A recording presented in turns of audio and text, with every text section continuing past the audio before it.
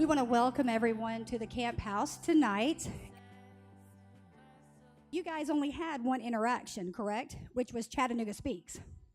So we bring them back to Michele brings him back to Frankly Speaking, and what I shared with the group last week, they do not know each other. They came together. It was kind of the unlikely couple, but they came together, and it was really kind of an interesting dynamic. Again, different from what I would have done because I'm a planner. I would have had them sit down and do formal introductions, but that didn't happen.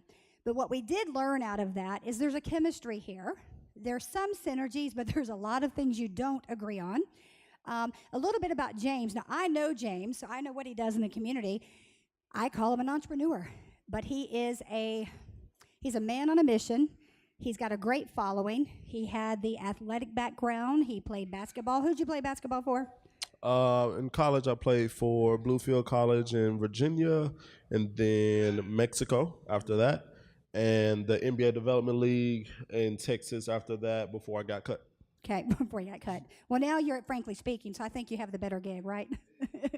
But all that to say, when he came up here, he didn't really know Michele either, so the synergy, they're still getting to know each other. I want to make that clear.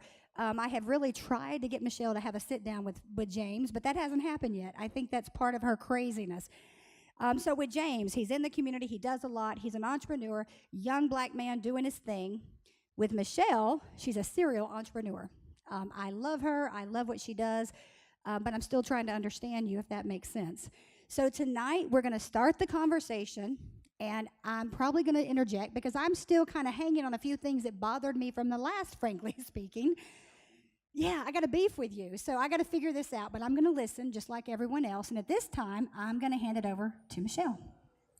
Okay, thank you for everybody coming. Let's give everybody a hand. Yeah. Thank you. That's right. And Michele, you are going to tell them I will be walking around with a mic, right? Yes, so we want people to engage. That's what this practice is about, is to see if James and I can do something together that we actually have not planned, nor have we got a program in mind, but I think that where we started the last time, we'll start from right now, which is basically I heard James's calling on his TED Talk a couple of years ago, which was, I think it was in 2013 that you made No, it was last year. Oh, was it last year? Yeah, it was last year's. Yeah, they're coming up with on their second one. And so James motivated me to reach out because when Donna invited me to talk about diversity in our community and how we can have intentional relationships, and I just bought the Glass Street building where the Glass House Collective was in East Chattanooga, and one of the things that spurred me to do this and to ask people to come to the camp house and be a part of this is because when we got together for Chattanooga Speaks, several people came up and told me that they really liked what I had to say, and one of the things that resonated with them was that I talked about all the assumptions that are being made in these largely African American communities of they're trying to have these economic impacts on through education, but when these people return back to the communities that they were either raised in, primarily around Chattanooga, you can pinpoint those areas, that there are the analogy of teach a man to fish, give a man a fish and he'll eat for a day, teach a man to fish and he'll eat for a lifetime was really upsetting to me because when I go into these communities, there's not a pond, there's no water, there's no fish, and so that seemed to resonate with people, and so I made an intentional business decision, which was to buy the Glass Street building when it came up for sale in East Chattanooga because I had been mentoring young, primarily African-American men over there. I also mentored, and still do, actually talked to this fella today, a crack dealer in town, because I think that what we all see is what James talked about in his TED Talk. Those that have champions in their lives James made it very clear that his mother was his champion, and my mother was certainly my champion, but certainly in Johnson City, Tennessee, I had lots of champions because I excelled in sports. So my mother would bring this little plump, blonde-haired girl out and say she needed to play Little League Baseball, and all the guys were like kind of laughing, but there were a few fathers, coaches that knew my athletic ability, and they let me try out, and then what do you know, I was like the third girl in the 70s to play Little League Baseball in Tennessee, and in that sports drove my ability of self. But what most importantly drove my ability is that when I did something wrong in my community, it wasn't a one-shot Sally. And I think that that's something that I think from a business perspective, I try to talk about a lot, because most people who have ever excelled in business and certainly have ever done anything without that pond, there have been many mistakes that have been made, and a lot of forgiveness has been given. And certainly what I wanted to talk to James about tonight was just to re-up what we talked about the last time, but more importantly, did you get any feedback from the last time? Yeah, so not really. When I posted it, there were a couple people that kind of saw. I remember that day that we were actually doing it.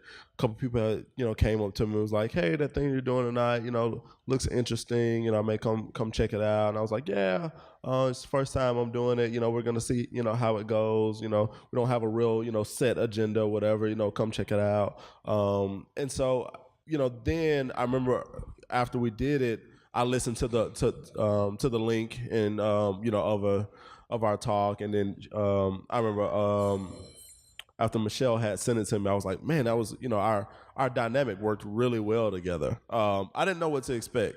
I remember being on the panel with Michele, and I thought, man, she's bold. That was when I first met her unofficially, because I was on the panel with her. I just remember her comments always being very bold comments. But I appreciate that, because I can make some bold comments as well, and I see myself as a very bold person. But then when we first did Frankly Speaking last month, I was like, what, this dynamic could really work. I didn't really get a lot of feedback from any of my following on social media or anything like that, or people listen to it. I think that it's sometimes difficult to get people to just sit down and listen to something, even if it's something of value, just because our attention spans, or there's so much knowledge and so much activity going on in our days, right? But I would be really interested to see how people pick up on this thing as we continue to have these type of conversations. Yep. Practice. So right. I will tell you the feedback I got was pretty overwhelming from the people that were here that knew me, and then the people that had actually listened to the podcast, which is what we're doing as well. We're talking to people out there. So somebody might not listen to this on October 28th. They might listen to this on November 2nd. And the one thing that I got from almost everybody that I ran into, whether it was at Easy Bistro that somebody had listened to that, or at La Altania, the little Mexican place next to the Urban Lawn that I own, the Urban Lawn, and that's something that people walk by and I say, hey, listen to my podcast, was that you actually used the N-word with a black guy sitting right next to you. And he didn't punch you in the face, and he got the context after we discussed it.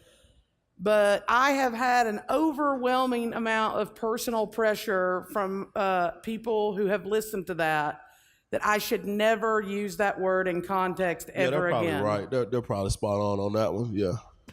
Because it's important that what I've been told is that it doesn't matter what I'm trying to illustrate. So tonight will be the last time Michele Peterson ever uses the N-word, when in context of trying to get people to understand that I find that the national news is exploiting that word in the direction of their favor. so that when they can say someone uses that word, whether in friend or foe, you won't pay attention to the exploitation of mostly African American people in this country at the SEC schools right now, because that's what's happening.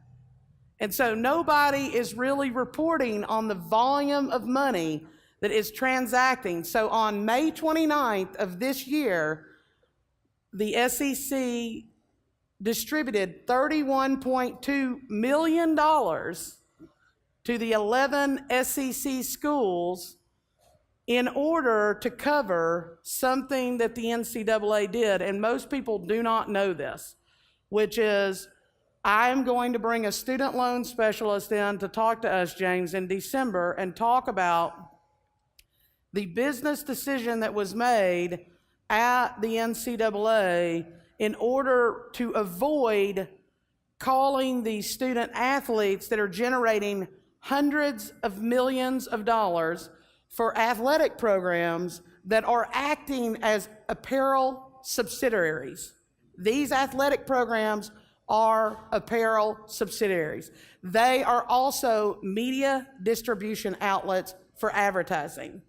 And so the goal here today, and if you're listening in 2016 even, is to get people to understand the base of that use without actually saying the word. Because when you don't give people an opportunity through marketplace to negotiate their value, then you are sending them a message that they don't have the ability, nor do you have the desire to allow them to carry their own brand.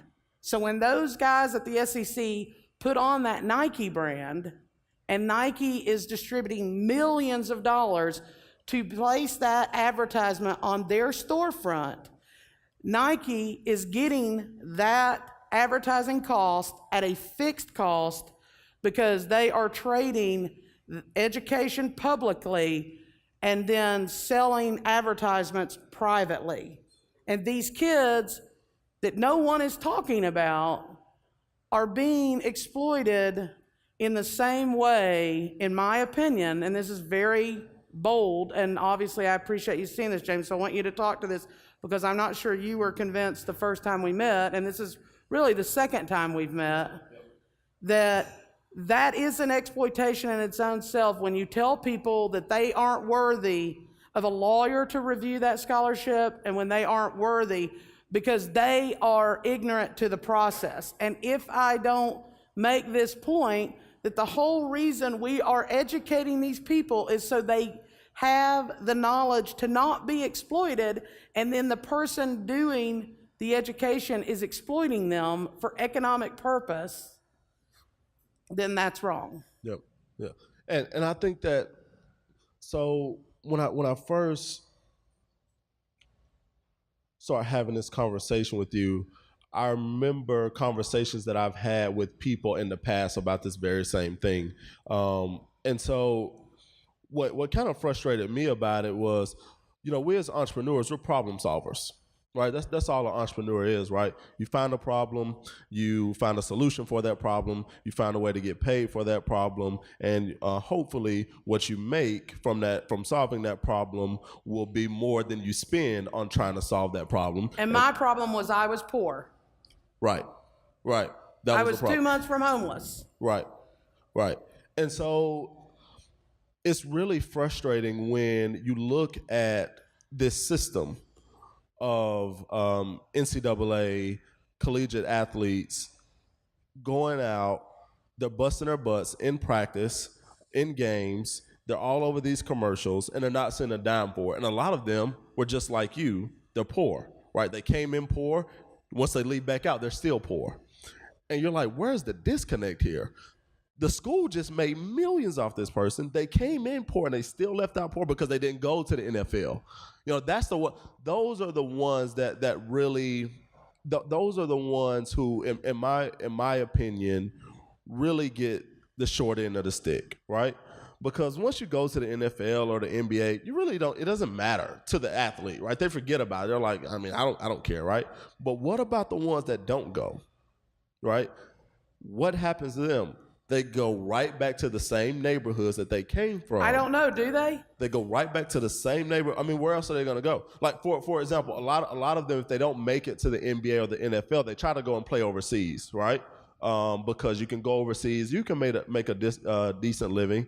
They pay for your housing, they pay for your food, they pay for your transportation, and they're going to give you money. But what about the ones like UTC, who, yeah, they're NCAA, but they're considered to be a mid-sized NCAA school? They're not going to be even big on the scouting list for overseas and things of that nature, or the European League. So then what happens to them, right? I was lucky. I played at a really small school and was able to play, overseas for 1 year, a year and a half rather. And so it's like, had I not had people give me opportunities or put me in positions of success, once I didn't tell you this last time we met. Once I got back from overseas and I stopped playing ball, I was on food stamps. I jumped on food stamps because I had a degree in communications and I couldn't get a job. In 2009, you guys remember what the economy was like back in 2009. Nobody was getting jobs. People with master's degrees were working at McDonald's and things of that nature. And so here I am with this communications degree. I don't have a lot of work experience because for the past 6 years, all I've been doing, 6-7 years, all I've been doing was playing basketball. You can't work. Well, you didn't have time. You didn't have time. When you're in college, you can't work. And we pointed out that in the grand scheme of things, people use time as currency. Exactly. But if you're a collegiate athlete, right, and you're going through, you got class all day. After class, you got a game or practice. You don't have time to have a part-time job or a paid internship like your buddies. I mean, there's just not enough hours. And so here I am with no work history and a communications degree back in Chattanooga, Tennessee. First thing I did was jump on food stamps and start working part-time at FedEx, loading boxes on the truck at 3 a.m. in the morning, from 3 a.m. to 6 a.m. That was my shift at FedEx. Go ahead, Donald. So question, how old were you when you came back, number one? But one thing that still has not settled well with me, your parents were not present, or if they were present during the contract and all the agreements, that's great. But no attorney was present. So as a mom of a 10-year-old who's very athletic, and I hope he gets a scholarship, I'm still stuck on the fact that no attorneys have been present because it seems consistent. So is that on the side of the SEC not suggesting, not recommending? It can't be that all the parents were ignorant. I think at this point. I mean, I think it's an exploitive thing. I mean, I think if they had an attorney there, we can't still, to this day, this is our second practice, we don't have an SEC scholarship. Well, I did research that, by the way. I researched it till about 3 this morning just because I thought maybe I missed it. I could not find anything. You find all these examples, and literally some of the colleges put out example PDFs for you to look at.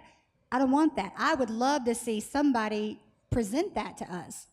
Well, because again, I negotiate contracts every day. I've negotiated about $50 million worth of elevator contracts in my life. I've negotiated about $3 million of real estate contracts. And so what that boils down to is that this person on one side of that contract is not giving consideration to the person on the other side of the contract by saying, hey, we're giving you an X number page document that gives us licensing to you. It gives us publicity rights in our state. It gives us the ability to take your game where you played in 2008, and we recorded that, and we can now rerun that as much as we want on the SEC channel, and we can sell advertising on that SEC channel, and you will never see a royalty from that. If people out there who are listening, and obviously people in this crowd do not understand, we are living in a minefield of exploitation, and where this got resolved in entertainment is that what you remember seeing is we're seeing somebody like Doris Day or somebody like Rock Hudson or some even earlier black and white person like Charlie Chapman. That person who was that individual who had talent, they belonged to that studio. So when Judy Garland sang Over a Rainbow. She belonged to that studio. That was exploitation at its best on the entertainment side. So the reality is that's now happening because the only thing that people are missing is that the cable industry is doing everything it can to continue to get us to watch live programming so that we have to watch the advertisements that they can sell. So most people don't realize that. And so sports is the only thing that people really want to watch live. Because you don't want to be on your Facebook thread and all of a sudden somebody's like, so-and-so did this great catch. And you're like, oh, that was 10 minutes ago because my DVR is behind or something like that.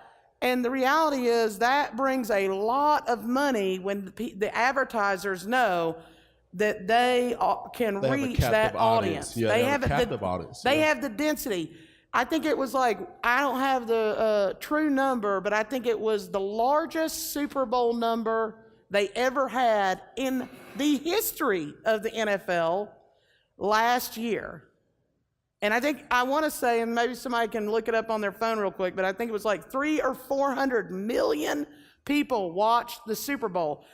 That is why that advertising is so high. It's why you're seeing ticket prices at these SEC schools go up, but along with that, you're seeing these back-end media deals because these people understand that their audience will watch this sport live, and therefore they can really, there's nothing better to an advertiser, and I'm an advertiser. I spend a lot of money with Google advertising my home elevators, and I look at all the behavioral analytics that Google will give me. And basically what you have is you have the ability for these advertisers to know just through density, they will recoup their investment of that ad. Michele, I have something for you. The 2015 Super Bowl between the New England Patriots and Seattle Seahawks set a new mark, averaging 114.4 million viewers per minute on NBC's Sunday night broadcast, becoming the most watched event in American TV history.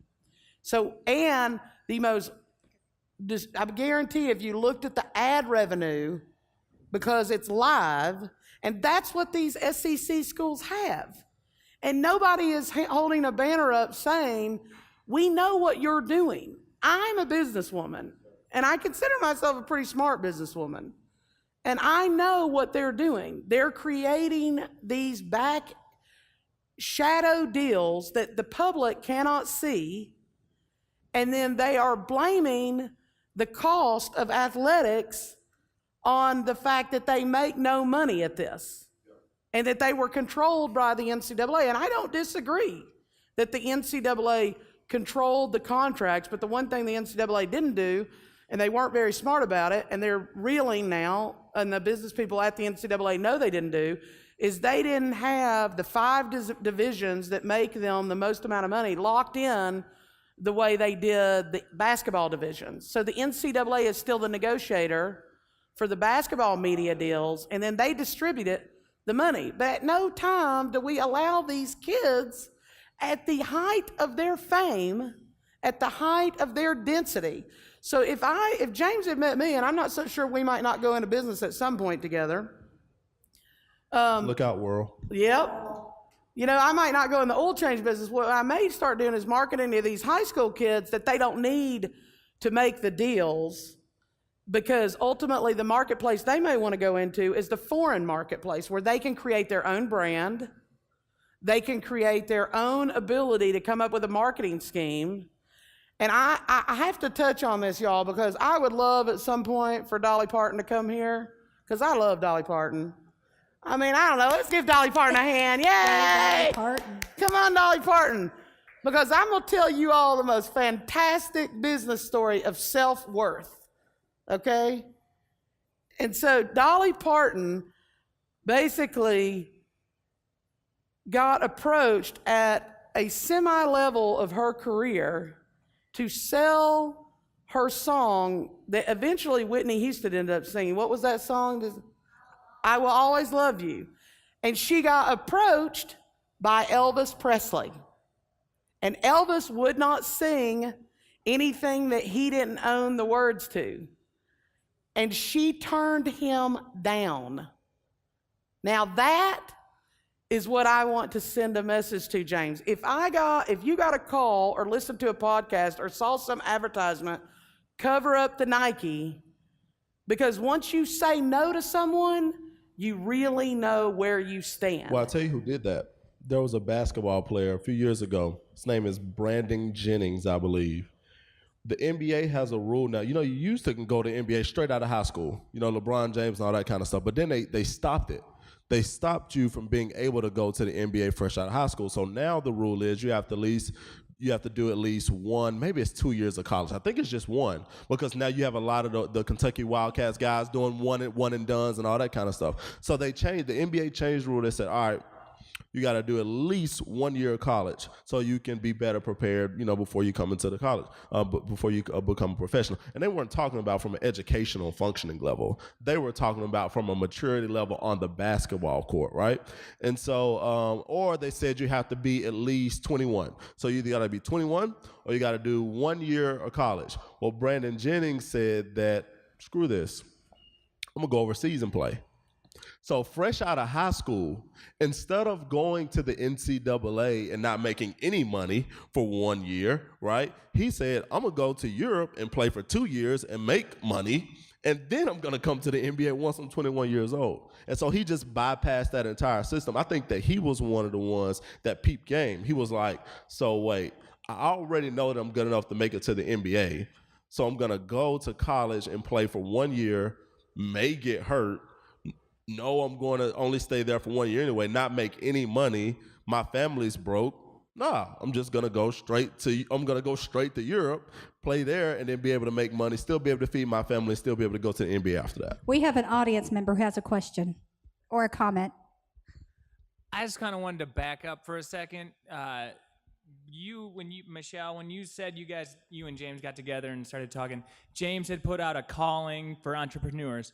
What was the calling? Because I just want to understand what the calling was. I mean, it wasn't, let's sit down and talk about why people are being treated poorly in the SEC. It was to pick people up. Okay. Yeah, and so the whole. I mean, I came out. If you watch the TED Talk, you should Google it tonight. Just or go to YouTube and search James Chapman. It's a very TEDx. good TED Talk. Yeah, I appreciate it. And so what is it again? James Chapman TED Talk. Yeah. Just we'll Google put it on our. We'll put it on our Frankly Speaking. Yes. We'll put it on there. Yeah, and so I came out, and I hate to ruin this for you, but since we're on the topic, as soon as I came out, I yelled, "Pick them up!" Right, and then I gave this whole narrative on how creating an environment of selflessness and picking people up makes us a better community, a better world, better teams, and those types of things. And so it was all about people who were in a position to uplift other people, right? And not just be so focused on themselves to pick somebody up if they see that they need to be picked up, whatever that looked like. And so that was the call to action that Michele always iterates to. And the other calling to. was, if you're an entrepreneur, will you please come out and share your story, flaws and all? So that's why I talked about some of the mistakes that I had made. I got you. The story of how you became an entrepreneur and, your backstory. My backstory, my story about bouncing checks at Pioneer Bank and Sweet Merle Cason. That's called real transparency. I mean, that's called lay it all out. Have so many scary stories, man. If you're doing I used to right, call Merle down at Pioneer Bank and I'd be like, Merle, I promise you I will get that money by tomorrow in that bank if you will just take care of me. Yeah, So can we back up a minute, because again, I'm a little stuck here and I don't want to have to leave, frankly speaking, tonight mad until the next one. But my kid thinks James Chapman is a rock star. So he's 10 years old. I'm saying that for a reason. He sees you walk in a room, he hears what we talk about you, what you do in the community. He sees you as someone to look up to. He does the same thing in front of the TV. So you're talking about this media and that, like the Super Bowl show, I feel like I've enabled them because my whole family was around the TV and 50 people at our house when they did that halftime show. But my kid sees stuff on TV, these ads. He thinks right now that Under Armour is the only thing he can wear. So I want to kind of go back to that. What were you speaking to specifically? Because my kid sees all these ads, especially Saturdays. He sees this stuff, this, I don't know, products, shirts, whatever. And that is also, in my opinion, contributing to these issues. So, I mean, what I'd like to know, Michele, what were you speaking about? You were going somewhere, but as a mom, I hate when my kid comes to me and says, hey, I want a Nike shirt, I want this. I'm going to get him the best, but there's an undue, unnecessary pressure on me as a mom watching even the Super Bowl. Well, they know that. Of course they do. Yeah. The people who are marketing know that the kids are gonna want the coolest things out, and they'll tap your pockets to be able to get it, even if they can't spend it on themselves. And so, I mean, you talk about the people who they look up to. If they see that LeBron James is wearing Nikes and all of this kind of stuff in those commercials, I mean, he's gonna want those same Nikes. Well, he even knows your hat. When you have a hat on, he says, James, the man with a hat. Yeah, and you know what? I appreciate that feedback, because I tell people that I wouldn't leave Chattanooga, or I don't want to leave Chattanooga. The reason why I don't want to leave Chattanooga is because I want people who look like me, who came from those same environments that I came from, to be able to see that you can make something of yourself without being an entertainer. I had this conversation with somebody this past weekend. I said, give me the most the 5 most wealthiest people that come to your mind that are black, that are black. 5 most wealthiest people that come to your mind. I told them, round it off, right? They told me 3 people that I asked, that they all said Jay-Z and Beyonce were up there, and they said Oprah Winfrey, and then I just stopped them right there. I didn't let them get to 5. The common denominator with that is they're all in the entertainment industry. They're all entertainers. I mean, one person said LeBron James, sports, and that kind of stuff. Hold on, you understand why though, right? You understand why they're all entertainers? Because they have the ability in the entertainment world to control their negotiation, and a marketplace that is more diversified in that arena, because we're teaching our kids to be more open-minded through education. And so that in its own right allows that ability for those entertainers. But imagine if you look back and you compared someone who is a lawyer who's negotiating those type of contracts. Or, I mean, I'm not afraid to say this, most black people that I know don't even know who Whitney Young is. Who? Exactly. And Whitney Young was probably the business arm of Martin Luther King's movement, because he negotiated with corporate America to hire African Americans at a time when unemployment and inflation was at its highest, because unions were pushing up a certain amount of labor cost, and these corporations couldn't figure out how to offset that. And so what happened was Whitney Young took advantage of that. He was an opportunist. He was an incredible negotiator with these corporations. He knew how to go in there, and there's nothing wrong with Nike negotiating. The problem is Nike gets a free ride because they get to negotiate with one person, which is the NCAA on the basketball side, and the 5 divisions on the college football side. And so that's socialism. Nobody in this country likes socialism, right? But that's socialism at its best form, which is they get to negotiate without having any individual presence there, or any individual ladder or opportunity. And they get these kids all over the country to be storefronts. And when I think about sports, I put that in the categories entertainment as well, right? And so regardless of whether you're watching TV and you see Jay-Z performing, or if you see LeBron James performing, to me, those are all entertainers. And the people who are going to grow up in those same kind of communities are going to look at that TV and say, that person looks like me, that's what I'm going to strive for, right? They don't see, any other people.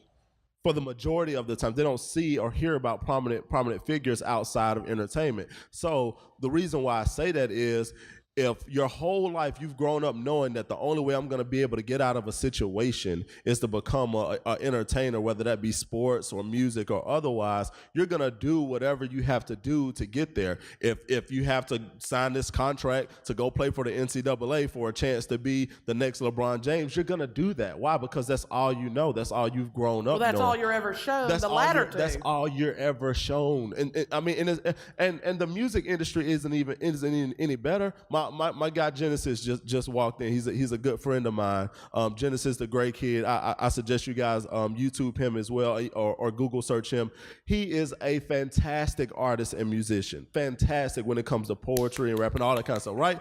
So shout out Yes, to Genesis. he is, Genesis. Yeah, but I mean, he could give you stories upon stories about how messed up the music industry is. I mean, he coaches up and coming kids on that type of stuff all the time. He was offered an opportunity for a deal, right, for music, but he decided to turn that deal down because he would have had to lose himself. He would have had to lose his brand and who he was true to. So he had enough integrity to do so, right? Because he believed that he could still support himself and keep his brand. What about the ones that be like, you know what? If all I got to do is sign on the dotted line and you want to rap and I got to rap about shooting up cars or whatever, where's the line? I'll sign it. Genesis, I'm not going to do that. I don't shoot up people's cars. I don't rob people, so I'm not going to rap about that. Like, forget the deal, right? But I mean, it's just as messed up. It's still manipulation. We got another question from the audience. Oh, okay.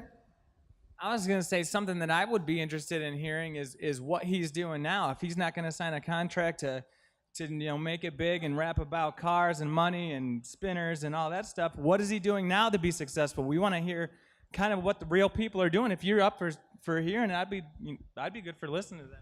Can you help us out, Genesis? Hey, he ain't shy. Hey, Genesis, it's a good thing you don't play for the SEC, because if you did, you'd have to get permission to speak tonight to make sure that you didn't say anything that hurt their brand or any brand they decide to put on your shoulder. Right. So go ahead, brother. You do your thing.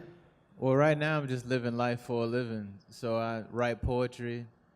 I pay all my bills through poetry. Sometimes I write songs for other artists, but I figured out how to take a God-given talent, which was poetry, and collaborate with nonprofits, collaborate with other business entities, collaborate with people like James Chapman and other folks in the city. And so that's what I have a workshop at 7 tonight, a block away. So I said I'm gonna show some love to the homie right here, and then I was gonna walk over at 7 and do a poetry workshop. And so yeah, that's how I make my living, is poetry. And he doesn't like And being he didn't called a have to rapper. sign an SEC contract to do it. Yeah, Genesis prefers to be called a poet. If you didn't pick up on that, he doesn't like being called a rapper. Now he's very humble, but I'll be walking with Genesis, and there'll be kids coming up to him all the time asking him about, man, how do I do this better? From a music standpoint. Recently Genesis was on BET for the Muhammad Ali documentary. I watched it. He was featured in that along with other big names. But the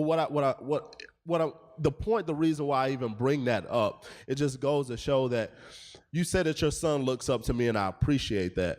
There are people like myself, like Genesis, who are finding other avenues besides the traditional way that these kids are seeing that they can make a living and be able to become people of prominence. That a light needs to be shown on those types of people so that they can.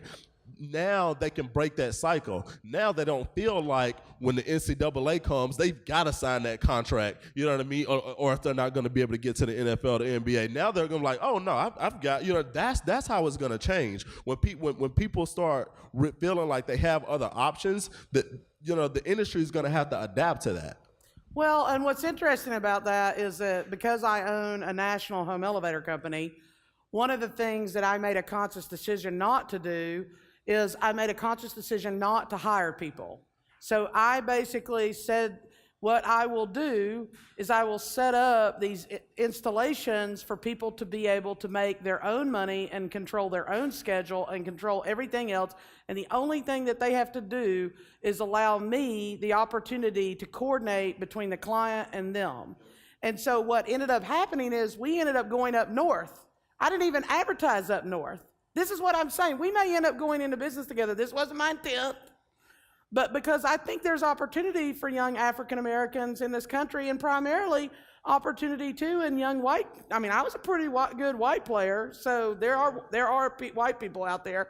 So let's just say players in general that excel at their sport. And let me tell you, when I was excelling at my best before I tore my ACL, and I was playing at schools like Auburn and Alabama during summer programs, I was working so hard at that craft, at the opportunity to get that scholarship. So we are in denial when you watch these kids every Saturday and you think that that level of excellence comes from not 24 hours a day of dedication. So I'm going to call the solution right now. I'm going to give you one solution, but what eventually may happen is we may start sending advertisements out primarily in certain pocket rural areas that don't have an economic pond, so they are desperate to sign that scholarship, because that scholarship is the only thing at that point bringing water to their pond.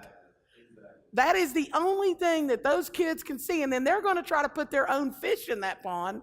But then once they get to the construct, which is the University of Tennessee, the University of Alabama, the University of Florida, the University of or LSU, and University of Texas, all those schools are owned by the media deals and by the debt they've taken out, because when you look at these schools, they have an enormous amount of debt. The University of Tennessee has $200 million worth of athletic debt right now in mostly bonds, and there is a calling, another calling. Please, if you're listening to me out there, someone tell me who owns these bonds, because I don't know who owns these bonds. I've looked everywhere to see who owns this debt, because it is obviously where we are is these universities saw opportunity. They took it as the opportunists that they were. They thought they were helping these kids from these poorer rural communities because they couldn't market their own brand. That's the part that bothers me the most. Yeah. Is the assumption. Who's going to buy a university jersey with nobody's number or name on it? It's not tied to that player. I mean, why would you even want to? Because that's not cool. Like they're not making it cool. They're not making it hip. They're not scoring them points. They're not doing it. And I tell you what, I gave you the example of Brandon Jennings earlier and saying how he decided to bypass college for even that 1 year, and he went straight from the high school overseas to be able to play. Let more players start doing that. Exactly. Let's see what happens. We don't put a number out there, James. Let people call me. Let's see what happens. And see if they sign that SEC contract when they show it to me. I'm not even a lawyer. Yeah. But I know what warrants are. I know what exclusivity is. I know what licenses is. I know that when you sign that away, and it was like I was talking about Tyrone Prothros, when he made that catch, everyone in that stadium, there was 110,000 customers for him, because his athletic ability was pointed to that catch. That man made the most amazing catch I've ever seen, and he is working for Coca-Cola in Birmingham, Alabama, making $12 an hour with benefits. So if something happens to him, and maybe the University of Alabama decided they didn't want to pay for his 16th surgery. When you look at his injury, tell me if you can look at it twice, because his leg broke in half. They thought Joe Theismann's injury was bad. Tell me that this guy's injury. And so here's what I'm trying to say. He's just one of them. And what if Prothros wanted to pair up with Genesis, and they wanted to write poetry together, and they needed the ability to market that poetry without asking somebody for debt, because the equity was in the catch. The equity was right there. If he would have had the ability to pair that catch up and his signature and his ability at that moment, not 10 years from then when the University of Alabama said, oh, okay, we're going to let you have that for $10. That's what they did. They let that kid have his licensing picture paired up with that catch that the University of Alabama owned, because he had a Nike on one shoulder and a University Roll Tide Alabama on the other, and he had his number. But if he could have gone out that next day and found somebody like me at that university and said, hey, I don't have time to sell that, but I'm going to give you $5 for every, that kid would have made $100,000 on that catch. Okay, so you brought Genesis up. I'm glad you did. Genesis has a book out right now It's a book of poems, right? He self-published it on Amazon. That's just like Amazon going out and saying, you know what? You're gonna sell you want people to buy your books off my platform? We'll give you, $10. And that's it. That's all you did all the work. You made the catch or whatever, right? You did all the work. But since we're the one that's promoting it, since it's our platform, then you only get X amount of dollars for it. I mean, it's the same deal, right? Like, I mean, you can apply it to anything that you want to apply it to. It's just not good business practice. All right, so I have something. I reached out, again, trying to understand this. I reached out to two people that I do know that their children went on scholarships, one to MTSU, one to UTK. I asked them about their scholarship. One comes from an extremely poor home. They said, I could care less what's in that agreement. If my kid has a free ride, I don't care what he wears. I don't care when he wears it. In fact, he needs clothes, and she said, give him clothes. Yeah, facts. The other one is extremely concerned now, but she said, we got the agreement, we signed it. I don't really know, Donna. I can't tell you anything. So I'm going back to there, Michele. How do we address it as a parent, as a person? Because I am still stuck on the fact that all these thousands and thousands of contracts are being signed, and not just now, years ago, and will be in the future, with no one. They're not giving them their rights. Obviously, someone's not standing there saying, you have the right to an attorney. So how do we address that? Because some of these parents, they're not going to care. Some of them are. Well, they don't know any better. Well, no, some of them do know better. They don't the care. whole reason we have universities in this country is because people were being exploited. The whole reason we have unions, not company unions, let's make sure there's a difference, is the whole reason the entertainment world has a union, the NBA has a union, the NFL has a union, is so in the group of numbers, they don't get exploited. So the people that are supposed to educate these people on business, keep that in mind when people go to the University of Tennessee under scholarship. Am I right? When you went to the Bluefield College, they ask you, James, what do you want to learn today? And you said business, communication. Tell me a little bit about it. I didn't know. I mean, I knew enough. I'm going to tell a story, and then we're going to take a short break because I need a beer and probably need to settle down a little bit. But basically, and then we'll go a little 30 minutes, and then we'll get out of here, and we'll do a third one of these. But interestingly enough, I'm going to swing this back to the N-word, okay? As long as you don't say it again. I won't say it, I promise. I'm so sorry. We have someone who wants to interject. I'm so sorry. Here you go. Oh, gosh, here we go. Okay, so I had a question, or I'm going to be the devil's advocate. Back to the case of the man who made the amazing catch, and he's been forever banned from any kind of personal gain, anything that he personally did for that catch. What was his name? Tyrone Prothros. So Tyrone made this beautiful catch, lost his leg pretty much. He's had 15 surgeries. 15 surgeries. The argument of the University of Alabama, whatever school he was playing for, would be that he would have made a similar catch on a lesser field, in a lesser arena, on a lesser day. He would never have had the opportunity to make that catch in that national spotlight without all of the infrastructure, the support, the coaching, the massive investment that they put forward. So I do think there is room for a balance. Yeah, but it goes back to what I was saying about Genesis' book, right? Without Amazon, he wouldn't be able to sell as many copies, but that doesn't mean he doesn't get royalties off every time he sells one. Well, hold on a second, and let me say this. But it's not platform. all one. I mean, there's obviously, it's too one-sided now, but they did put him in that place to make that nationally recognized achievement, correct? They did, but here's the thing. And one thing I want to make sure, so somebody doesn't write this, that she doesn't know what she's talking about. Eventually, the University of Alabama gave Tyrone Prothros 5 years after he made the catch, and everyone had forgotten about it, except a few people when he was working as a bank teller at the stadium or beside the stadium where he made the catch for $9 an hour. When people were coming in there asking him to sign that document, and he was sent a cease and desist letter by the University of Alabama, they eventually gave him the ability to pair those two up. As I said before, the value of our union, the value of our republic is our togetherness. It's not working right now. Nobody is together. So when I negotiate a deal with anyone, I bring togetherness. I bring a manufacturer, I bring parts from all over the world together, and then basically I put that together on a platform like Google that has the density that I can go to. So I don't have an issue with Amazon from the standpoint of their platform. What I have an issue with is that the University of Tennessee is acting as the agent to this athlete.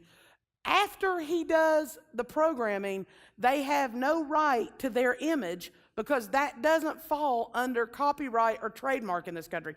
No lawyer, and I've talked to plenty, can tell me where it falls that someone makes a spectacular, whether it's female, whether it's male, whether it's women's basketball or somebody who has been hired for an amount of money, it could pair that programming up with that feat and then give the kid the opportunity to go out and sell that on his own. And that's what I'm saying is we generationally are holding these people back from what we are educating them on. So then therefore, why are we even educating them? Because if you're just going to go down the same path and essentially do something that's incredible, and then someone's going to tell you, I'm sorry, sir or ma'am, you can't pair that up and give it your best shot to sell your album, right? Because the album is the play. And that was the Judy Garland. Did anybody ever know that Judy Garland made no money initially because she was ignorant to the way the entertainment collusion was happening? And it took lawyers and other people to break that up. And that's why I think the initial solution is the NCAA must be forced through the action of the player that is signing that contract, whether that's a tennis player or a golf player or anything else, that they must be forced, like with Gideon, because most of these people are poor, and Gideon was a Supreme Court case that said all people have the right to a defense in the state of Florida, and then eventually it went to the Supreme Court. All these athletes have a right to have these scholarships reviewed so that they can be told, this is what you are signing. And then that way, when they sign it educated. Absolutely. I agree, Michelle. I do. That one I do agree on. So on that note, we're going to take an intermission. When we come back, I think James has something to say. But if we don't stop now, we won't have an intermission. That's right. I need a beer. So for those I might out, have something to say. I may not even come back over the break. I may just leave her up here by herself. no, you're not. So for all of those in podcast land, we're going to take a quick break, and we will be back in about 10 or 15 minutes or Okay. less.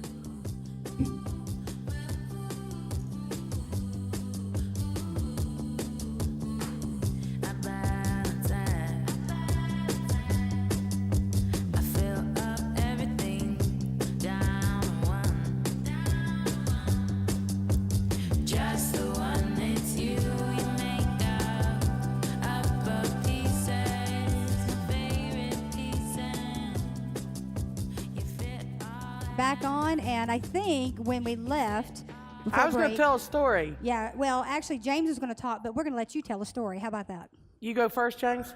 I don't remember. What was I going to say? What was I talking about? What were we talking about? It was something very profound. I know it. I know that's not the case. It was actually on the... I'm so glad. Hold on, James. Since I've been here. I own Frankly Speaking, so I'm glad I had you sign that exclusivity licensing agreement. So when you say that profound thing, I get to go out and market it. Nobody can steal it. Did he have someone present with him in that agreement? I'm sorry. Absolutely not. I told him that I was doing him a favor. And did you give him a T-shirt with a nice I also swoosh? told him that I like two favorite words in the Michele Peterson vernacular, and one starts with H and one starts with F, and they, depending on when I use them, will determine my mood.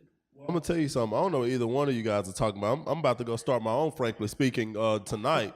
The secret's out on that. So I mean, good luck with that licensing James, agreement. I'm gonna break Better in. check out that agreement and contract, and I'll get an attorney. It was 226 pages long and had the smallest print, and I promised him a sociology degree that would pay him $18,500 a year. Nice. Actually, hold on a second. I gave him a degree in African studies. Nice. So, Michele, can we hear your story? Yes, my story is how pretty much what brought me to today. Okay, I've talked a lot about how I had one grandmother that said the F word all the time, and I had one grandmother who did nothing but talk about Jesus. And she always told me, in him, you can do anything. And my other grandmother who said the F word, she said, in yourself, you can do anything. Be kind, be considerate. But the most important thing she taught me is about marketing. So I'm from Johnson City, Tennessee. And one of the things that happened when I was about 12 or 13 is I started doing paper routes. So my grandmother, who always said the F word, told me this story. And then she repeated it a couple of times as I got older. But the interesting thing about the story was that it is a classic marketing story. So back in the late 1900s, beginning of the 19th century, in about 1908, 1910, there was a circus that rode with the railroads. So back then, like Bessie Smith Hall's across the street, she got a railroad car. This circus had a railroad, and this guy at the circus does what people do when they produce a show, is he wanted to get something that nobody else had. So he got this very rare breed of elephant that nobody else had, right? And so he could sell that elephant, but it was a huge investment in the elephant. And so what happened was he didn't take a lot of consideration for the elephant because he already had so much money getting the elephant from Africa over here that he essentially decided to put a wanderer in charge of taking care of this elephant and making sure this elephant did what it was supposed to do, which was to get up on its hind legs, do all the things, but it was a fantastic elephant. And if you are out there listening and you study anything about the Bible or know anything about who Jesus' mother was, I think this is very apropos that the elephant's name was Mary. And so my grandmother would tell me about Mary going down the circus line because Erwin, Tennessee is a railroad town. Let me follow. Elephant named Mary, is that right? An elephant named Mary. And so what happened up above Kingsport, Tennessee, in about 1910, 1912, Mary got really upset. And in front of a large crowd of patrons at the circus, she stomped on Red, the guy that was taking care of her. Now, the producer of the show, at that moment, you have to look at as an entrepreneur at that point, a businessman. I think there is a cultural difference between an entrepreneur and a businessman. I am an entrepreneur. I'm a socially conscious business person. I don't make people sign non-compete contracts because I didn't want to sign them myself. Do you agree with that, James? Yeah. Okay. I don't make people sign exclusivity agreements unless they bring something to the table that they are asking me to do something that is overwhelming. I don't ask people to do that. There are people in this audience that work for me, and I talked about the fact that I don't restrict people's ladder. If they want to go start an elevator company, how am I going to tell them as a conscious person that, oh, by the way, I own you? Because I couldn't sit up here and tell the people at the SEC, don't do that anymore. Give these kids an opportunity. So what happened is Mary killed Red, and this producer, this financier, he had borrowed money to have this circus going up and down the railroad because that's where the density was. Remember, you had whole pools of labor making money as this country was growing on the railroad, and you had these towns. So Erwin, Tennessee was a railroad town, Johnson City all the way up to Abingdon. And what happened is he knew that the people that were at that show down the line would start telling people that he did not have control of his animals.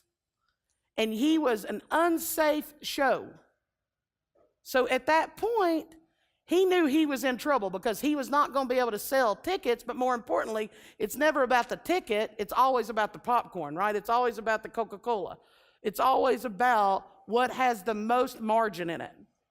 So when you go to McDonald's or Chick-fil-A and you buy, understand that the most margin those companies probably have is in the syrup, is in the Coca-Cola syrup they sell you, or the tea. I mean, costs like 5 cents to make tea, but you pay $2.25 to go with the Chick-fil-A sandwich. But here's what I'm trying to say. Mary killed Red, scared everybody batshit crazy, including this promoting guy. So he needed to recoup his money.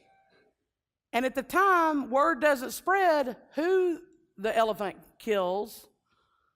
It basically, whose fault was it?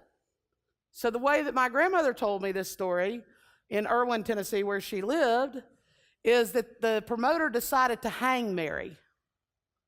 So the promoter hanged the elephant. Because by God, you're going to sell tickets because you can't hang an elephant. And he's going to make his money back by the fact that he's going to hang an elephant live in front of people. So he calls Hang an elephant, Mary. Hang an elephant. He's hanging Mary. He is hanging Mary. Okay, just making sure we're following. He's not hanging Jesus For this death. time. He's hanging Mary. He's gonna hang her for death. Right. In front of people. Okay, go ahead. Because, right, Pontius Pilate had to kill Jesus, right? Yeah. Because he had to keep this guy from ruining his community, right? This organization that this circus was in, he basically had to recoup his money, and he had to build awareness that his circus was safe again. And by God, if you hang an elephant and pull that stunt off, your circus is going to be safe because you're going to be one badass guy, right? So he says to the town of Johnson City, I'm going to hang an elephant. They say, no, you're not. And so basically what happened was he went to Erwin, Tennessee, where they had a railroad crane, and they hung the elephant from a railroad crane. But what my nanny told me, what my grandmother told me, was they sold tickets to the show, and nobody in the crowd knew who was in charge of Mary. So my grandmother told me they also lynched a black man beside the elephant. Are you kidding me? So that I would understand that when things happen and someone pushes the envelope, you always have to blame it on someone and not just on circumstance. You always have to have someone to blame, even though that didn't happen. So it went wrong with them hanging the elephant, so they lynched the black man to blame it on the black man for the elephant being hung? My grandmother told me that they hung the elephant, which did happen. They did hang Mary. But she embellished the story so that I would understand that at times fear of different things. Remember that I am you, you are me? So at that time, the Civil War was coming out. Everybody was afraid of black people taking over and ruining. So the elephant is the James, black person. Ask that question again. So was there really a black man lynched? There or was not that a she black embellished man- the story? There was not a black man lynched, but she told me there was, because that's what she wanted me to understand, that society can pick scapegoats in all forms and in all colors, and people will believe it through their bigotry. And so she wanted me to understand that when things go wrong and people lose money, or when emotions get involved, then they can point that at the least common denominator that's not like them and say, that's their fault. And I believe, and I'm going to bring it back around to you, that that's what's happening when you have the ability to educate people, but you don't give them the time. The last time we were here, a guy talked about the fact that the NCAA and the SEC worked these kids just like you were worked. You didn't have time really to take advantage of what you were given. But in your particular instance, you probably had more time than the kids at the SEC, right? Probably. And so I think what I was trying to say is the root of this is we have no expectation of these poor kids that are going to college. So we think that that is the best thing that they have going for them, is the opportunity to have an education. But what we don't realize is that these universities programs, these athletic departments, are acting like that circus guy. They have lost the understanding of why they are there, and essentially they don't care if they don't provide long-term health care to these kids. They don't provide disability insurance to these kids. They don't even provide more than a 1-year contract to these kids.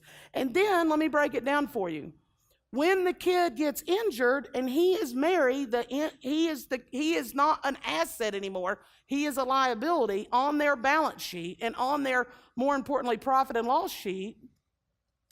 What happens, and I know this because I've talked to enough players, what happens is the kid that got hurt, his dream, her dream, but more importantly, was shattered because at that moment, they know that they are no longer going to have an opportunity to go make money doing what they like because they are a hurt human being at that point. They are not an asset at that point. They are a liability. And some big-time players can make that, but ultimately what happens is the infrastructure that's taking care of that kid and corralling that kid to go to class, and the coaches that are yelling, go to class, make your grades, when that kid gets hurt, that coach is a businessman at that point, and he has to make a decision that this is a lame duck over here, but then it's on the kid when the kid doesn't go to class, so that he loses his scholarship anyways. Help me do this, Michele. I see a confused look with James, and I want to help us finish this sentence. I'm not sure if I'm going to get it out right, but so your grandmother talked about Mary the elephant, which was a true story. The elephant was lynched. I want to make sure the podcast land understands this. When your grandmother told you about the black man who was lynched, she obviously, it didn't happen, but she embellished the story. How does that explain what that has to do with what you're talking about? I think I get it, but explain why did she embellish about that man, that black man being lynched, and how do we put that in context with what we're talking about? Yeah. Yes. So how we put that in context with what I'm talking about is it gives the coach and the athletic department the ability to point to the kid who was given an opportunity to have a scholarship to go to that school, but once they lost the ability because they had to focus on the kids that weren't hurt, they blamed him. He was the blame. He is his fault. Okay, gotcha. That is the black man who was lynched. That was his fault. Or the elephant. Well, the white people watching the show and paid tickets to watch Mary get hung because they didn't believe that anybody could hang an elephant. Okay. And let's be clear, when the circus person hung the elephant, I'm sure he sold popcorn. I'm sure he sold apples. Okay, so how does that, we're still not getting the answer. How does that actually compare to what we're talking about? James, am I getting the question Because out? my grandmother wanted me to know that people need someone to blame. And this kid who is hurt and can't do anything anymore, instead, they're saying, hey, it's his fault. It's his fault. He was the one that was bad, right? So that's the Mary. Is that correct? Right. So a 19-year-old who gets hurt, who's used to his, because athletically, your mother was your champion, right? I guarantee you, every one of these kids has a champion. Every one of them. It may not be their mother, but it may be someone else. But they don't get the benefit of negotiating their own contract to pay. They don't even get to live in the housing of their choice.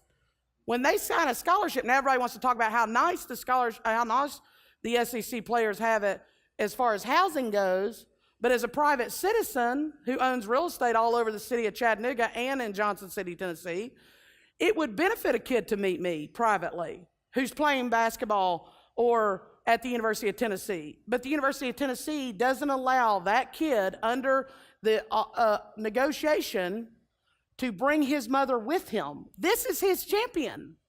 If they would allow that kid, and then when that kid got hurt, he had a deal, and his mother could be like, son, you better get up and go to school.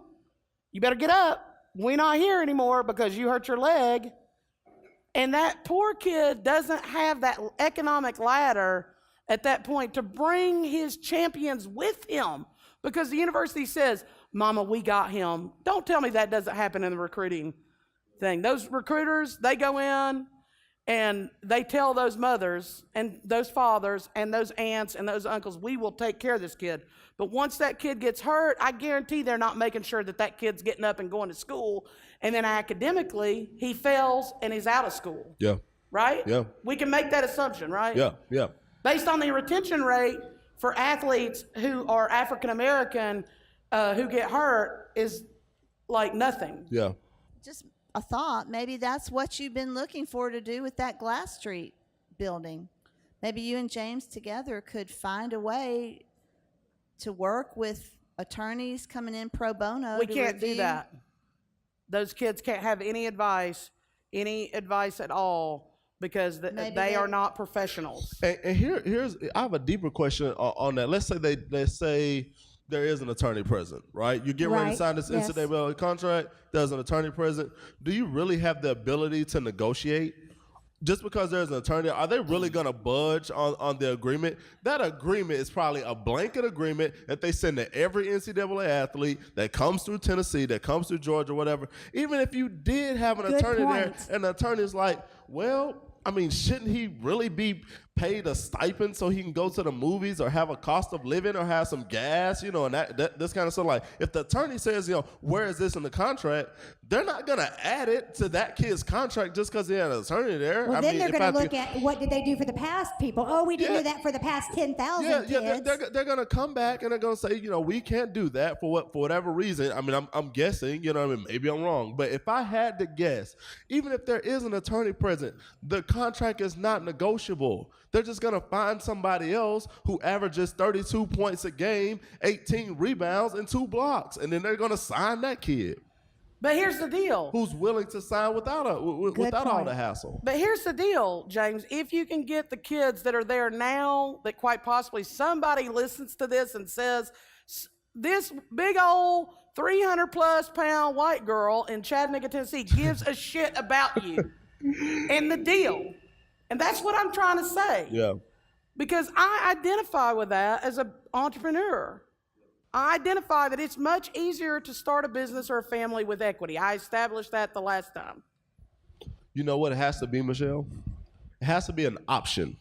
The kid, you have to give that kid an option, right? You can't just say, don't sign that contract, they're getting James, over on you. some of the Don't people you at do the that. table Once you just get said in, they're that. going to make all this money. No. The kid's going to be like, well, what's my damn option? I want to go see him. Like, what is the Brandon Jennings? I keep talking about Brandon Jennings. I think somebody went to Brandon Jennings and was like, dude, don't sign that. Just go overseas. I think Over- Michelle you're gonna- Peterson did. Yeah, you're gonna. I wish I had, man, Yeah, because yeah. like Brandon, he doesn't owe me anything, and nobody out there listening. Oh, man. I would never take a dime from anyone because I have money, We Yeah, have another yeah. audience and it's only going to question. take the people who. You have to give them an option, or they're going to sign that contract 99.9% so our of the time. so our question is, and maybe you two as entrepreneurs can figure out a way to give these kids another option so they don't have to sign that thing.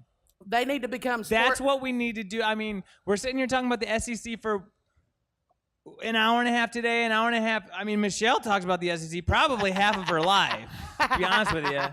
So, I mean, if you're going to put that much time of your life into it, why not put that much time into you figuring out an option for these kids? Hey, you don't have to sign this thing. You can go overseas. I've got to deal with these people. They'll look at you. If you're good Maybe enough, you James go and overseas. I'll go in that business. Maybe I'll start There's gotta be taking something. every high school that has a player, and maybe you can tell me who that is, and I'll take a big billboard and tell them there is work in Europe. There is work in Japan. Because I'm going to put Michelle and right James on the now- corner up here with a sign. People can go work for whatever, Right, real because money. right now it's a monopoly. Right now they don't have any competition. It's a colluded monopoly. Yeah, a colluded monopoly. So they're like, well, whatever. But I guarantee you, if enough of those players start making a decision to either go overseas to play or do something else, then they're gonna be like, all right, we're losing too much money. We're losing way too much money. Now the people over, so they're gonna have to start paying them something. Well, what it does is it starts to impact the marketplace, right? So they have Right. to do something. So Right, let me they say gotta this. adjust. For the podcast world out there, some of our audience members are a little frustrated because they want a solution. They don't like what they're hearing, but what I'm hearing from the audience is, well, what can we do to fix it? I have a solution. So I say to you, if you, Michelle, first of all, are a voice, and you are, I'm putting it out there. I'm asking anyone in the United States who hears this podcast, Donna Christian Lowe, send me an email to donnalow1234@gmail.com. I want a mom, a dad, somebody's champion to send us an actual agreement, because I am getting motivated, and obviously the audience is. They want to know, how can we help fix it? So, one, I have a solution. what do you have? What's the solution? So I came up with this solution this weekend. Okay? Because So I why was you just now getting to I it? was sitting around, and I had like You sat there 4 and let us- beers, and I was like, I have the solution. because the solution is in the diversity of thought. And what the diversity of thought has to be is the University of Tennessee, along with other organizations in the South, in the more mid-level South, they are dying on the vine. They have $200 million in debt, in bond debt that's probably owned by institutions like Nike, by institutions that went ahead and financed it because they could self-finance. And so my solution is we make these kids sports ambassadors. So like the guy that talked about Billy Ferris, the guy from Macaulay that came here and flattered me and said, I came to hear you talk, and I don't know you, but we've met. And I was like, you actually came here and you don't know me? And he was like, yes, because I read your writings on Facebook and they make sense. But he introduced the thought that the government, through through ROTC scholarships, makes the kid work for the Department of Defense for 1 year and then go the next year to college, right? That's what he established, that they get paid 1 year. So what if we could, through our diversity of thought at the University of Tennessee, and I'm speaking directly to someone at the University of Tennessee, please listen to me. I know marketing better than anyone because my grandmother told me that Mary story. So I know that you can market out of fear, you can market out of hate, you can market out of hope, you can market out of affiliation, you can market out of affliction, right? And so at the end of the day, that's the first time I ever said that in this whole thing, because last time I said it 18 times and somebody told me, you said at the end of the day 18 times. That's annoying. I'm new at this, y'all. So, but here's what happened, is this sports ambassador, the University of Tennessee's endowment is nothing like Harvard's endowment. Now ask yourself, why is that? Because Harvard, years ago, and Yale and all those Ivy League schools recognized that they could establish a ladder through bringing professors back to educate these kids where they could go back out and do phenomenal technological things. MIT, their endowment is amazing. So imagine if we can use these sports ambassadors and create I keep saying in this country, we need to come up with a Department of Offense, because it used to be the Department of Education was the opposite of the Department of Defense, right? You can take a defensive stand with a lot of poor people and tell them to go out and kill people just because you just pay them, right? That's pretty much the premise for all economic warfare. And so as long as everybody is poor, that's your establishment. There's a guy that can score 32 goals, and if he gets hurt, there's another guy that can score 32 goals. But let's create these sports ambassadorships where we go and let these kids play in Europe. And we let these kids with UT and Nike brands on. It's a calling to Nike too. Because at the end of the day, they're going to die on the vine because these NBA and these NFL players, they made theirs. They don't want to travel to Zimbabwe, I travel from Tennessee every day economically. I take home elevators to every state in this country, and I bring fair, honest competition in that state. And I put a guy in Georgia who can only make, realistically, a home elevator company in Georgia would probably pay a guy $35,000 a year, make $150,000 on him. I give that guy the opportunity to make $80,000 to $100,000 a year by the fact that I give him different ponds to go fish in that have water and have fish and don't have enough poles. So I had a woman in St. Louis, when I sold an elevator to her, begin to cry because the local guy had given her a $40,000 number and I had given her a $20,000 number. And what she said to me is, honey, I had $20,000, I didn't have $40,000. And I said, I got you covered. And I didn't make a killing on that deal, but I was able to go to that pond. Let's send these sports ambassadors, because you know what's going to happen, James? Here's what's going to happen. University of Tennessee is going to benefit from that diversity, right? Because when they start putting those athletes out in other countries where people are hungry and they need hope, they're going to see the hope in that ambassador, in that sports ambassador. They need to let these kids travel and make money in their off season and let Nike pay them, because Nike will expand their brand through the payment of that kid. Even if that kid is not a special athlete like, the athletes So that you I said know. in the summertime, once the season's over with, and Let the university make their money.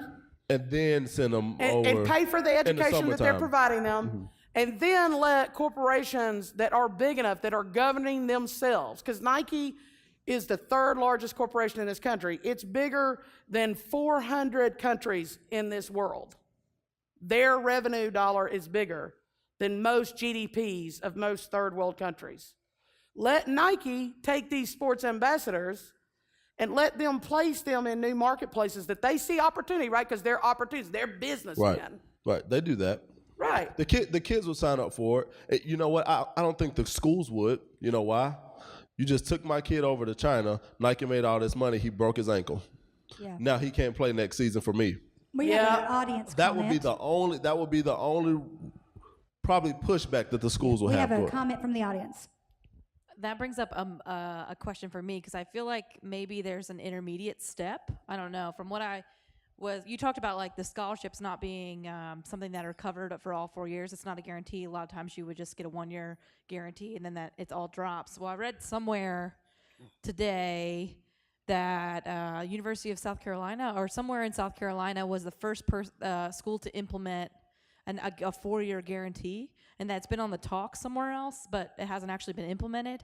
And is maybe that the intermediate step to achieving the ability to be sports ambassadors? Because if they have a guarantee, there's no risk in them going out to Germany and playing, or out to Japan and playing, because if they break their ankle, they still have that 4-year scholarship guarantee. And is that The kid still has the 4-year exactly? scholarship. And But how's the college going to be able to make the money off the kid from? They make the money through the marketing of the kid. You don't, in fundraising, you don't have a fundraiser to make money.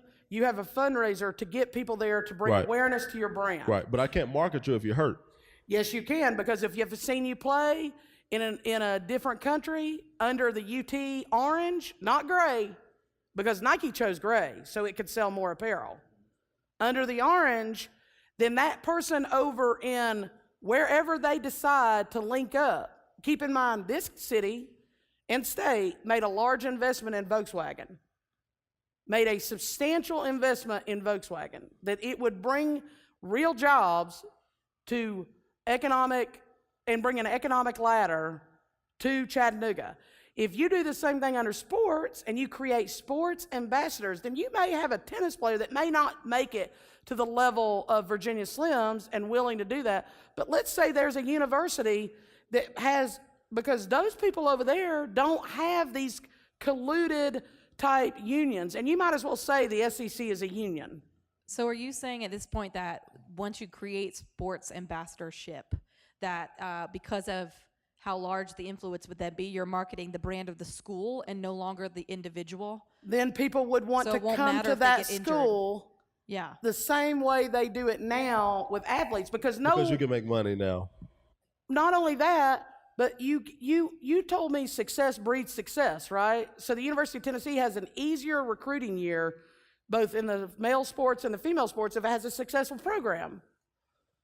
But because these kids, I go back to the kids aren't being compensated other than your future depends on the education we're getting you, but we're going to choose the housing, we're going to choose the education. We're not going to give you $10,000 and let you go live in a trailer and ask your mother to come live with you. I got a trailer up in Johnson City, Tennessee right now that rents at $300 a month. We do that because that's where my mama lived. And I bought that trailer because I didn't want that to go to anybody else. And it was a Park Avenue 1972, and I always thought that was funny. She bought a Park Avenue. And so I said to my mama, I will never let anybody buy this trailer as long as I'm alive. It'll be in our family, but I am going to let people live there. And so we let a Vietnam vet live there, and my dad had to call me and be like, oh, Michele, he's not paying his rent. And I had to call him. But that's what I like to do because that's the kind of outreach that I do. Let these kids do outreach and don't just make an assumption that they're all going to buy gold teeth and alcohol and weed and everything else, because yes, some of them might. But what does it say that we're assuming all of them will? Because that's what everybody says, James. Every person I ever ask, why don't you pay these players? And why do you care so much? Is because they're going to blow the money anyways. So, James, I got a question for both of you, and I think we're about close to wrapping up. But going back to what our audience member just said, why is it not a good thing to me? Now, maybe I missed this point, but if my kid goes off to, well, he will not go to UTK. If he goes off to the University of Alabama and he's playing golf, football, whatever it is, and he gets hurt, if his contract, and he's out, not just hurt, we know he's out, but he's got a guarantee of 4 years, in my opinion, again, I didn't have an attorney present because they don't allow that. But as a mom, I'm thinking, well, that's cool. That's great. He got the ride there. He got hurt. I hate it. But he gets 4 years. That's really what he went there for. Am I missing something? That's a good thing. If they were to change it where They where won't South change Carolina, it because they don't think that the athlete well, South will be, Carolina didn't they? No, I don't know that South Carolina That's did. what somebody, the audience member, said, that it looked like they. I don't think that South Carolina can make that decision because they fall under the SEC, and the SEC, and I'm a business person right now, right? As an entrepreneur, I'm socially aware, but as a business person, I'm gonna lock down what they're gonna say, which is the University of South Carolina cannot change the rules because it will give them an advantage in the recruiting. Okay, so say So it they is. couldn't do that. Say So what- I'm not sure that whoever printed that knew what the hell they were talking about. Okay. But I can tell you right now, that would give them a recruiting advantage if they could offer a kid, whether harm or happens to that kid, that he's guaranteed a 4 year. There's no Okay, way so the if it University of is Georgia. true and if it is accurate, I'm going to go Google it tonight and find out. Again, everything on the internet isn't real, but if it is, let's say it is for Michele and James, is that not a step in the right direction with this nonsense with the SEC? Would that be a good thing? I, as a parent, think so. Yeah, that'd be a good thing for the kids. Obviously, like if I sign and I get hurt and I still get to get my education, like obviously, you know, that's a good thing. It's just is the SEC or the NCAA or whoever's the decision maker in that regard going to allow them to do that? Because in my mind, if they're only thinking about it from a business standpoint, they're not going to do it, because if you get hurt your first year, you know, halfway through the season, I'm not going to be able to make any money off you the next few years. I'm actually losing money off you. The school's losing money off you because I'm still giving you a scholarship, and I'm not making any money off you from sales on tickets, from sales on jerseys, from anything. But wait a you're not minute, playing. that funny thing is that- $30.8 million pays for that. That $30.8 million should cover that, right? Well, right now the $30.8 million covers the cost of attendance that has been increased at the University of Georgia and the University of Tennessee by 820%. Now, I've got a student loan advocate, a student loan specialist coming for, frankly speaking, in December. So if you've got student loan debt, this is the free time to come to Camp House and listen to this guy talk about negotiating on private loans and some public loans and some assistance there. But what we're mostly going to talk about is there is now a cost of attendance arms race happening at these SEC schools because it is an advantage. So let me be very clear what I'm saying. And so are you going to everybody wrap here up with this, understands. Michele? Are you going to wrap up with this? I will wrap up. The athletic department is now determining the cost of attendance for the University of Tennessee, because they are telling the academics that they need the cost of attendance to be higher so that they can give the poor kid entering that's going to play football there a larger stipend in the form of other. So 2 years ago, the University of Tennessee could not pay and write a check under that scholarship for the other section of that scholarship. So at the University of Georgia, when they got down to that other section, like, James, I'm meeting with you, we're going to role play here. That's what corporations do, right? They role play. So we're going to role play right here. James, you need to come to the University of Georgia. You need to play ball for us. Let me tell you why. We have the best. What are your interests? You like zoos? You like other things? We got the best zoology program. You're going to do this. You're going to do that. And here's what you're going to get. You're going to get a $40,000 a year education. And you're going to say to me, quite possibly, how is my mother going to afford to come to watch me in Athens because I'm in Tennessee or I'm in Louisiana? Well, so 2 years ago, the other section of that University of Georgia cost of attendance was $1,600. But when the NCAA approved that cost of attendance hike to be given, or that they approved the ability for that other section to be written in the form of a check, they're calling it other. Now they get the difference. That The number other went is the from difference, yeah. $1,600 to $6,200. Yeah. And it's all in the cost of tuition, so it makes it appear. That's right, but you know what that does? Like it's all just a part of the scholarship, but really, it's allowing the students to be able to get some. But you know money. what that does? Remember last time you said, dude, cry me a river. North Carolina made some money off you. I got real student loan debt. You know what that does? It allows that non-athletic student to borrow on that other. But again, the non-athletic student, do the parents of that non-athletic student know that money was just tacked on to their loan? Again, where's the attorney? Where are the parents? We tell people in this country that kids at 18 can't drink a beer, but they certainly can sign a student loan. Wow. Okay. Without any advisement. So next, frankly speaking, what day are we looking at, Michele, James? I don't know yet, actually. Okay. Well, we will let everyone know, but we do know in December we have an individual who's a professional, educated in the actual art of contract negotiation, correct?